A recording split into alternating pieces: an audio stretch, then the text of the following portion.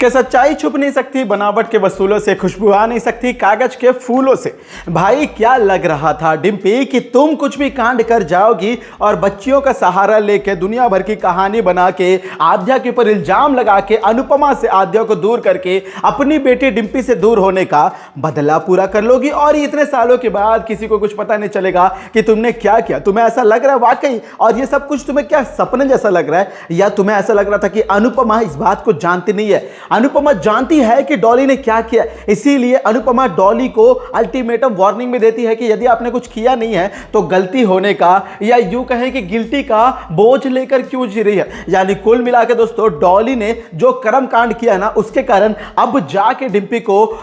सही मायनों में इंसाफ मिल रहा है। डिम्पी को इसलिए इंसाफ मिल रहा है दोस्तों क्योंकि डिम्पी को पता ही नहीं है कि उसके साथ हादसा क्या हुआ था। उस दिन यकीन मानिए जो सीन हुआ था ना दोस्तों, आद्या को धकेला गया था। आद्या के कारण जो डिम्पी फेंकाई थी आग में, वहां पे आद्या को और डिम्पी के बीच में जो बच्चे थे उन्हें खींचकर, एक तरीके से दोस्तों कहा जाता ना रस्सी खींचने वाले में, यदि आप एक तरफ जोर से खींचेंगे, यदि आप अचानक से छोड़ेंगे तो दूसरा शख्स उस तरफ गिर जाएगा। और यही वाला मैकेनिज्म फोर्स लगाकर हमारी डॉली ने बहुत ही शाने तरीके से, चालाकी से आद्या का नाम लेके, यानी आद्या को शिकार बना के, आद्या के कंधे पर बंदूक लगा के शिकार कर लिया डिम्पी का। यानी कुल मिला के उस दिन जो डॉली ने किया है उसका कर्म कांड, उसका भांडा फोड़ आज इतने सालों के बाद होने वाला है। नमस्कार दोस्तों, आप सभी का स्वागत है आपके अपने चैनल टाइम्स ऑफ मीडिया में, जहां पर मैं आपका अपना होस्ट वेणु कुमार आपके अपने पसंदीदा शो अनुपमा से जुड़े एक और बड़े अपडेट को लेकर आप सभी के सामने हाजिर हूं। जहां पर देखा जाए और सोचा जाए तो भाई उस दिन सभी को यही लग रहा था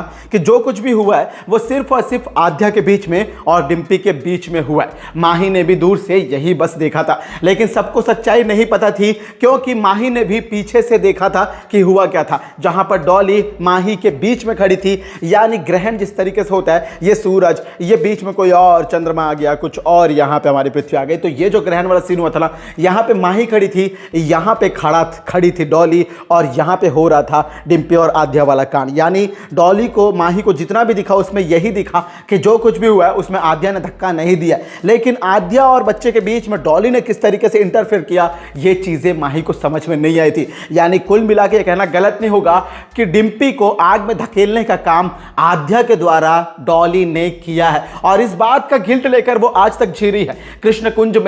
में सारे लोग पहुंच गए, सालों का लीप आ गया, आद्या दूर हो गई है, लेकिन हमारी डॉली आज भी अनुपमा से ज्यादा आद्या की खोज में लगी है। सोचिए और सोचिए, मैं आपको बता रहा हूं कि आद्या की खोज में डॉली लगी हुई है, लगातार फोन कर रही है, अपने किसी खास सोर्सेस के द्वारा पता करने की कोशिश कर रही है कि डॉली कहां है, भाई आद्या कहां है और आद्या कैसी है। वो तो ये सोच रही है कि आद्या मर ही गई होगी, या उसे ये लग रहा है कि आद्या मर जानी चाहिए क्योंकि सच दब जाएगा और उसके ऊपर कोई भी आरोप लगाने वाला नहीं रहेगा। लेकिन अफसोस की बात है कि भाई अनुपमा आज अल्टीमेट वार्निंग के तहत ये बोल देती है कि डॉली बहन, मेरे को पता है कि आद्या जिंदा है क्योंकि आद्या के साथ मेरी सांसें जुड़ी हुई है। मैं इस बात की गारंटी देती हूं कि यदि आद्या और अनुज को कुछ हो गया तो मुझे भी कुछ ना कुछ हो जाएगा, क्योंकि मेरी सांसें उनकी सांसें आपस में इंटरकनेक्टेड है। ऐसा ही कुछ अनुपमा का मानना। लेकिन सोचने वाली बात है कि भाई यदि इतने सालों से आद्या के साथ कोई भी हादसा हुआ होता तो अनुपमा को कैसे पता चलता, क्योंकि अनुपमा को अभी यह नहीं पता चल रहा है कि आद्या कहां है। द्वारका में इशारा आने के बाद भी यदि अनुपमा नहीं जा रही है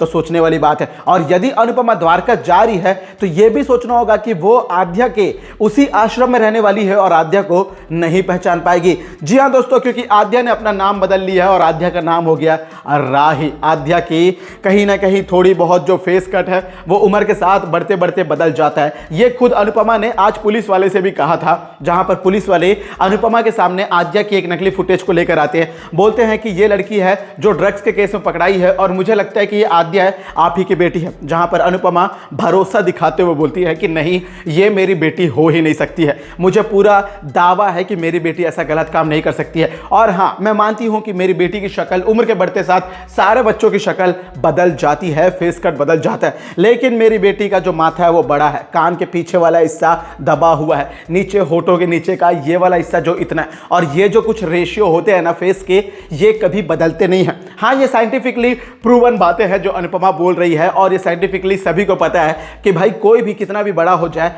फेस कट बदलेगा, कई चीज़ें बदलेंगी, लेकिन कुछ चीज़ें हैं जो हमारे शक्ल में, हमारे शरीर में कभी बदलती नहीं है। और इन्हीं के बेस पे अनुपमा को इतना नॉलेज है कि आद्या ये नहीं हो सकती है। और कहीं ना कहीं एक माँ अपने बच्चों को पहचान लेती है, वो 20 सालों के बाद देखे, 30 सालों के बाद देखे या 50 सालों के बाद देखे, शायद 50 सालों का गैप बहुत ज़्यादा हो जाएगा। लेकिन सोचने वाली बात है कि भाई यदि आद्या नहीं है तो अनुपमा आद्या के पास जाके भी, उसी आश्रम में रहकर भी, व्यास अंकल के पास जहां पे आद्या भी रह रही है, आश्रम को रन कर रही है, उसी आश्रम में अनुपमा ने अपने लिए 2 कमरे बुक किए हैं, क्योंकि वो वहां द्वारका जा रही है। और द्वारका वो किसके साथ जा रही है? अंश के साथ जा रही है। अब सोचने वाली बात है कि भाई आद्या के पास जाकर भी, आद्या के साथ रहकर भी, एक ही आश्रम में रहने के बाद भी अनुपमा अपने आद्या को नहीं पहचान पाएगी। ये बहुत ही मेकर्स का एक चीप, भाई एक तरीके से कंटेंट स्ट्रेटजी बोल जाते हैं कि हाँ, लोगों को दिखाना है, लोगों को ये बताना है कि ये चीज़ें घट रही है, ये चीज़ें हो रही है। लेकिन सोचने वाली बात है कि जब इतना सब कुछ होने को ही है, इतना सब कुछ होना ही है, तो भाई आद्या और अनुपमा के मिलन की कहानी को बार बार क्यों दिखाया जाता है? लीप लाया जाता है, कहानी को मोड़ा जाता है, कहानी को तोड़ मरोड़ कर फिर से हमें वही सार पेश किया जाता है। अरे यदि आपको इसके अलावा कोई और कहानी नहीं मिल रही है तो मैं अपने हर वीडियो में बार बार एक ही बात को दोहराते रहता हूं, और वो बात है कि भाई प्लीज सादर नमन है भाई, विनती आप सभी मेकर से कि ना इस शो को एज इट इज भाई अपने एक बेस्ट लेवल पर, जहां पर टीआरपी के चार्ट पे बना हुआ है, वहीं पे इसे रोक दो भाई। कहानी नहीं है तो स्थगित कर दो। क्यों अनुज को, वनराज को, सभी लोगों को, अच्छे अच्छे किरदारों को निकाल कर, तपेश वपेश सभी को निकाल कर, ये मतलब कि एक तरीके से ऐसा लग रहा है कि सिर्फ अनुपमा के लिए, रूपाली गांगुली मैडम के लिए शो बनाया जा रहा है। ऐसा कुछ मेकर्स के साथ ये जो गेम चल रहा है ना, ऐसा कुछ लग रहा है। अब इसमें कुछ पर्सनल ओपिनियन है, पर्सनल कमेंट करना मेरा तो कोई काम बनता नहीं है, लेकिन एज अ व्यूअर मुझे यही लग रहा है, और आपको भी, आप में से भी बहुत से लोगों को ये लग रहा होगा, मैं इस बात की गारंटी दे सकता हूँ। लेकिन सोचने वाली बात है कि भाई जब इतना सब कुछ हो रहा है तो भाई अनुज का भी एक बात जिक्र कर देते, क्योंकि काव्या चली गई है, ये बात आपने बता दिया है, वनराज का अता पता नहीं है, कहानी में बहुत सारे ट्विस्ट और कई सारे राज हैं जो आज तक किसी को पता नहीं चले। कुछ सवाल ऐसे हैं जिनका जवाब शायद ऑडियंस कभी ना कभी तो इंतजार में रहेगी उनके जवाब में, और लेकिन फिर भी मेकर्स को आप लोग को दिखाना था। तो भाई मुझे ये सवाल आ रहा है, मैं एज अ व्यूअर्स के रूप में, एज अ रिव्यू करने के, ये वीडियो बनाने के नहीं, एज अ व्यूअर के रूप में, शो लगातार देखने के एक दर्शक के रूप में ये सवाल करना चाहता हूं कि यदि कुछ ऐसा घटित हो रहा है तो अनुज का क्या हुआ है, अनुज के बारे में क्या हुआ है, अनुज जिंदा है, मर गया, अनुज के किरदार के साथ क्या किया गया, इस बारे में थोड़ी सी क्लैरिटी दे देते तो भी अच्छा होता है। लेकिन अनुज से लेकर भी एक बहुत बड़ी खबर आई है जिसके ऊपर मैं नेक्स्ट वीडियो बना रहा हूं। होप आप वो वीडियो भी देखेंगे जहां पर आपको एंड स्क्रीन में जरूर मिल जाएगा।